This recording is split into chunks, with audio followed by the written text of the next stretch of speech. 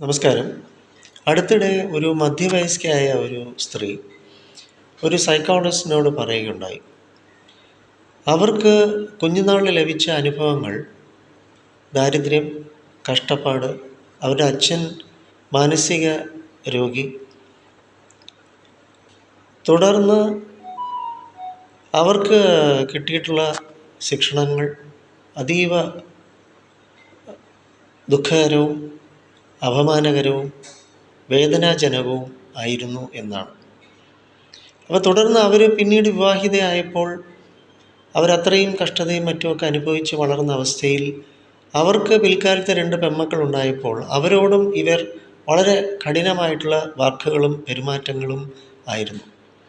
അപ്പോൾ ഈ 2 പെൺമക്കളും കൗമാരപ്രായമായപ്പോൾ തന്നെ ഇവരും മാനസിക രോഗ വിദഗ്ധന് വിധേയമാവുകയും, എന്നാൽ ഈ സ്ത്രീയുടെ വർത്തമാനവും നിഷേധ പെരുമാറ്റവും മറ്റുമാണ് ഇവരുടെ 2 മക്കളും മാനസികമായിട്ട് തകർച്ചയിലായതെന്ന് ഇവർ തിരിച്ചറിയുന്നില്ല, മനസ്സിലാക്കുന്നില്ല, ഉൾക്കൊള്ളുന്നില്ല.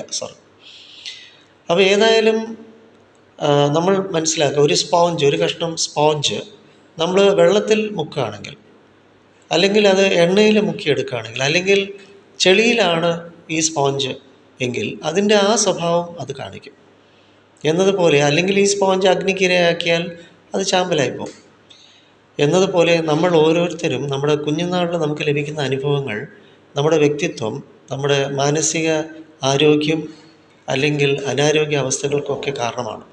Inner child, inner wound. അപ്പോൾ അതിനാൽ നാം ഏവരും ഏറെ ശ്രദ്ധിക്കാനുണ്ട്. അവരവരുടെ മക്കളോട് നിങ്ങൾക്ക് ലഭിച്ചത് അതുകൊണ്ട് അതിൻ്റെ അംശം പോലും നിങ്ങളുടെ മക്കൾക്ക് നിങ്ങൾ നൽകുന്നില്ല എന്നൊരു ന്യായം ശരിയല്ല. ഏതായാലും നോക്കിയും കണ്ടും നിങ്ങൾ ഓരോരുത്തരും നിങ്ങൾ ഇരയായതുപോലെ നിങ്ങളുടെ മക്കൾക്കും ഇതേ നിഷേധത്തിൻ്റെ ഇരകളാക്കാതിരിക്കുക. നന്ദി.